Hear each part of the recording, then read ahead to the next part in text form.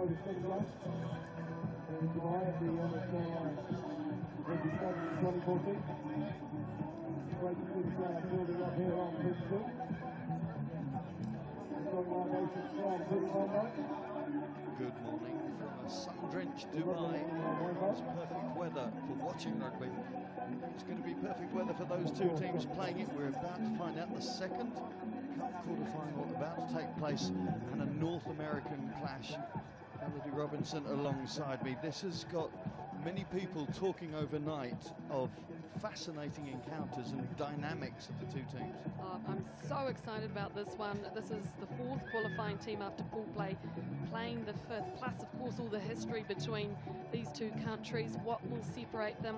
It could be just one error, one dumb decision, or one missed tackle. It will be that close. Plenty of experience in the ranks of both teams.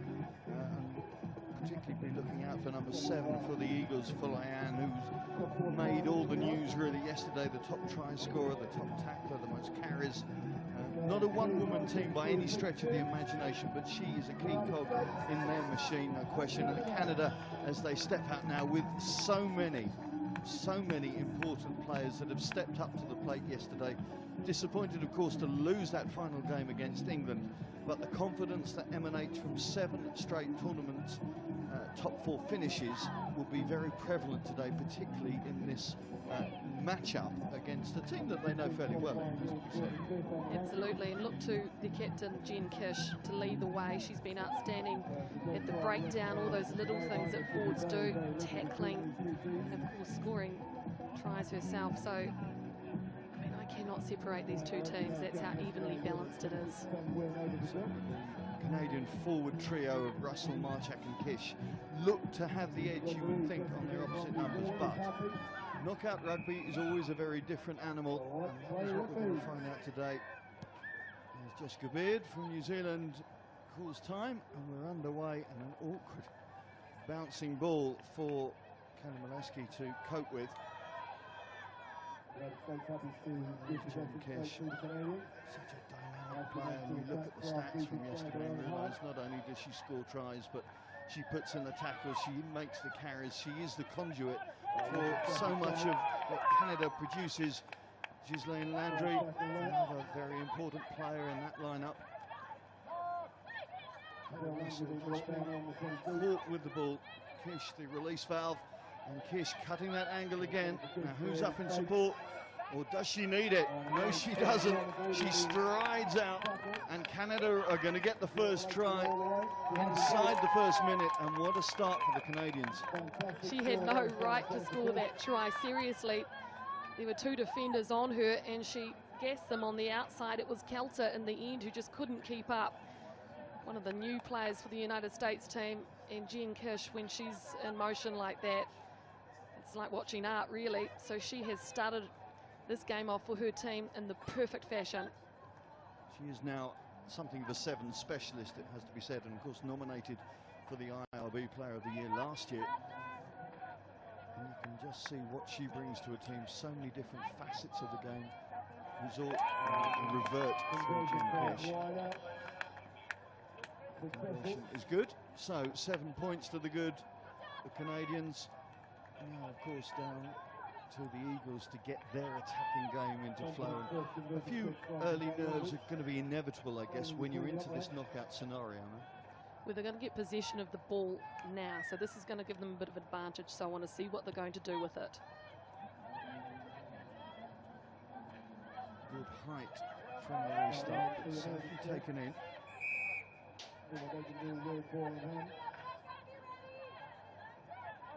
Jessica Jablay into this USA team, having missed the last few legs of the season due to her field hockey commitments.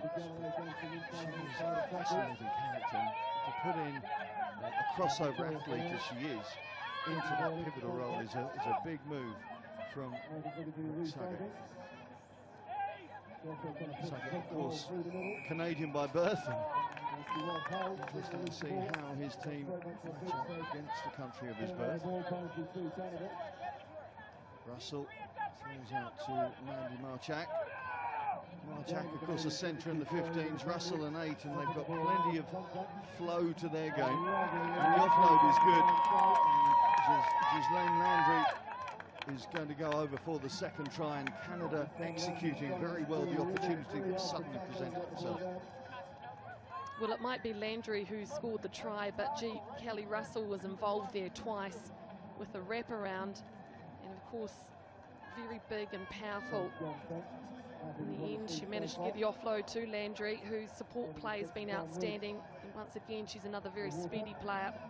So another good 5-pointer for Canada. Ghislaine Landry has had many a 5-pointer through the course of this tournament already. A hat-trick against Brazil yesterday, also scored against Fiji. The extras, she just missed the target on that one, but 12 points to the good, the Canadians. I suppose when you look at form, you would think that Canada have got the edge, especially when you look at history. United States have never beaten their near neighbours. They've drawn one match back in February 2013 in Houston. But apart from that, it's been Canada winning 6 of the games, and that draw making it 7. But we talking last night, and common consent was that the USA were one of the most improved teams through the course of day one, principally due to this lady, Victoria Fry, just running out of space on this near side. Yeah, that was a mistake there. You should never die with the ball over the sideline in the game of 7. She should have pulled up. Let's hope it doesn't count against the United States again. Falayan with the most carries yesterday, the most line breaks. 8 of those 13 carries were line breaks. And of course, the top try scorer as well. Hat-trick inside the 7 tries that she came up with yesterday, but now in defensive mode. There's Bianca Ferrella. Feeds off, and again, it's Landry. And just get the feeling that the USA team being opened up in defence just a little too easily yet again, and psychologically all the ticks in the boxes are going to the Canadians. Well, firstly, the move there, poetry in motion, the cut back. It was a late cut from Landry, and so she hit a hole very well at pace. But yes, the United States, they've got to get over this mental block that they have against Canada. Yesterday, they were one of the standout teams. They only lost to New Zealand, not by a try. They were that good. They need to get back into this quarterfinal. They'll find themselves playing for the plate. All three tries that the Canadians have scored have come down the USA right flank. So there is the issue, obviously, of the defensive alignment that they've got to sort out on the pitch, be it communication, be it positioning. They really need to sort that one out fairly quickly. Still got a minute left of this first half. Catherine Johnson.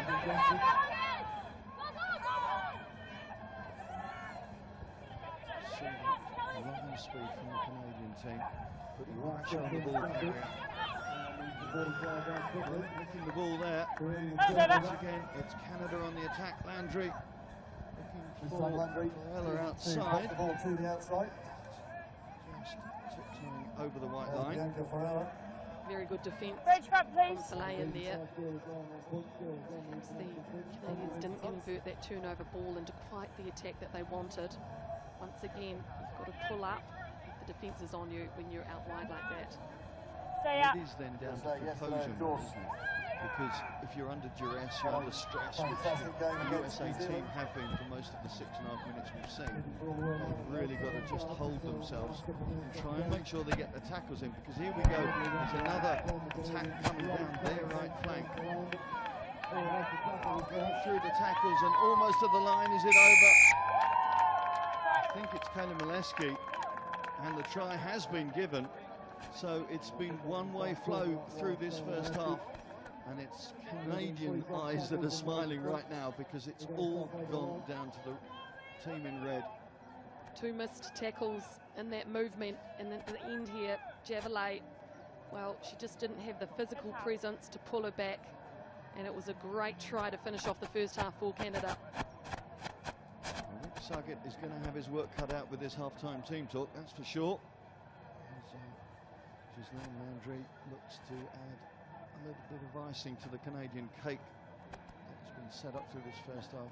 Get the extra 2 from that. But as the teams go into the huddles, there's one team that is going to be very positive and one that is going to need as much positive attention as they can get through this half-time huddle. And at half-time it is Canada 24, United States of America 0.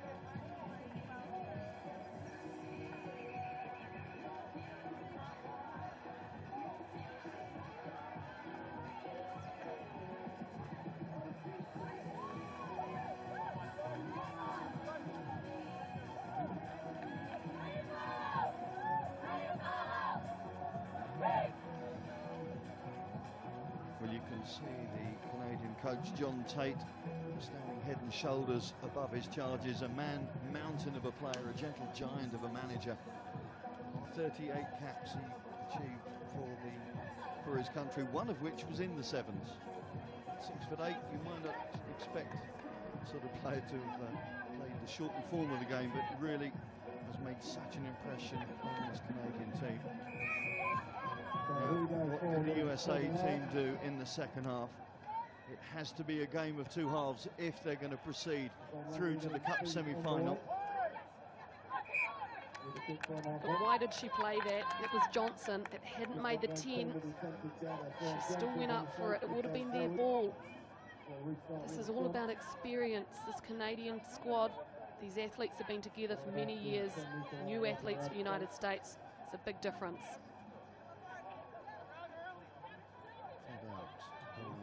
Salary off the bench now for this second half.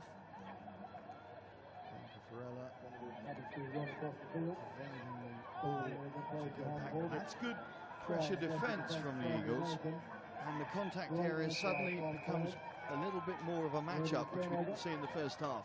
Penalty to the USA side. Now, what can they work from here? Now, Javelet has got wheels, as they say. She is a very, very fast player. Didn't get the chance to really show her gas there, but they've got to try and put her into position to show that sort of speed. Yes, she is very, very quick. That's why they put her into that standoff position. But then there's just a little bit of panic when it came to the contact situation there. She sort of threw the ball back, very messy. Yes, she didn't have any support, but you can take your time a little bit when you are on the ground. They do give you a couple of seconds before you have to place it or pop it up. USA, who had such a good day yesterday, really opened up against Russia with victory, took New Zealand right to the wire, 24-19 the final score in that one, and then produced a world record for the World Rugby Women's Sevens Series with a 61-0 thrashing of China to finish things off.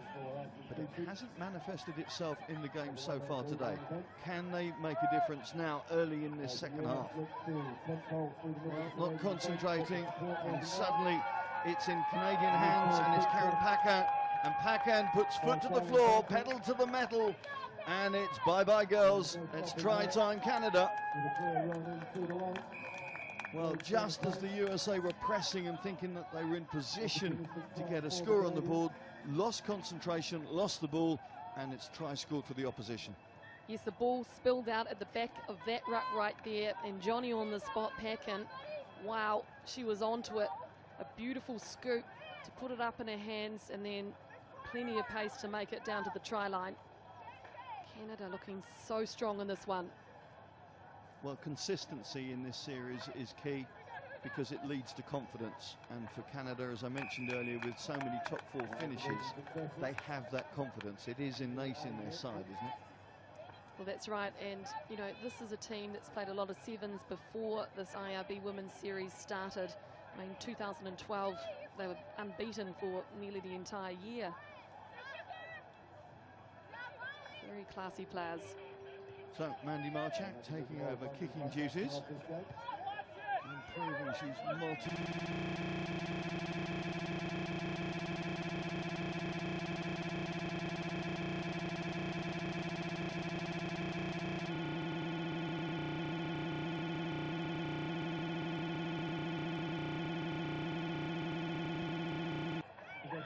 Oh, showing the go, and Kelly Russell strides out. Is anybody going to catch her? Javelet coming across to try and close the door, but the 15's captain for the women's Canadian side shows she has the nous, the pace and the strength to go over. Or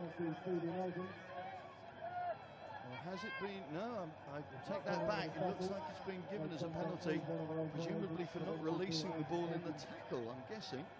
I think she crossed behind the back of one of her fellow players. As we see Canada back on the attack again.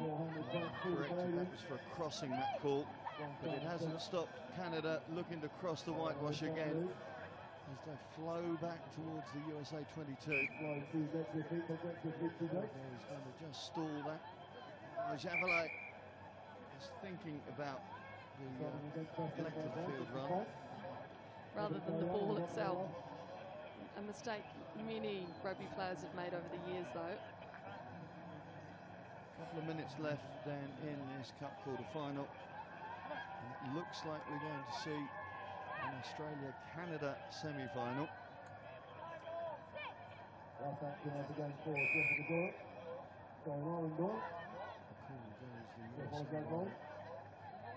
could just do with a score to give them something out of this game now. 31-0 is not a scoreline they will want to finish with, that's for sure. Just being exposed there. Just too keen to get her hands on the ball, and you can't blame her for that. I think the United States in this match, as opposed to what they did yesterday, they've been taking the ball into contact a little too often, and they've lost that contest. Definitely the breakdown and in the tackle. Canada have been stronger, whereas the Americans just haven't been able to make the tackles one-on-one. Valerie in scrum half now. Of course, a role that she played very well for Canada in that final of the Women's Rugby World Cup in August. Played fullback for most of the game. Now there's Magali Harvey. Now we've hardly mentioned her name in this quarter-final, and I'm sure Canada are really hoping that she can start to impose herself on the sevens game as she did on the 15s. Yet to step up to the plate and show her full range of skills. Well, I think if I had someone like her in my squad, I'd definitely try and make it easy on her and get the ball to her very early. I mean, that's what they do with Elliot Green in the Australian team. Just gives them confidence if they get a couple of good runs in. Yes, they could do with a couple of good runs, that's for sure, as Joanne Farvesi, debutant in this tournament, tries to make an impact for her team, but it's a turnover ball, I think. Canada come up with the goods yet again. There is Harvey feeding out to Dubuset Boris. See the pace that she's got. Trying to get through a very narrow gap. Canada now whisking it out to the left flank. Mandy Marchak is hanging out wide with nobody around her, but she's not needed as Karen Paquin goes in search of her second try. They spin it out through Dubuset Boris. No thought of throwing the 50-50 pass. Controlled play from Canada. Just pulling this USA defence to left and right, waiting for the holes to appear. Renshields feeding Harvey, and it's thrown wide, and in the end it's going to be Elisa Allery to finish things off. Scored against Fiji, scored against Brazil, and now she scored against the USA. Well, they went through around about 3 or 4 phases. Canada maintained possession at the ruck, and then unselfish from Harvey. A very good try there from Allery. Big win for Canada in this Cup quarter-final. Just the conversion to come from Magali Harvey. To add to the total, but it's a total that will please No doubt John Tate and his team. 6 tries inside a 36 points to 0 win. And it's Canada that progress through to the Cup semi-finals to play Australia. Over the United States.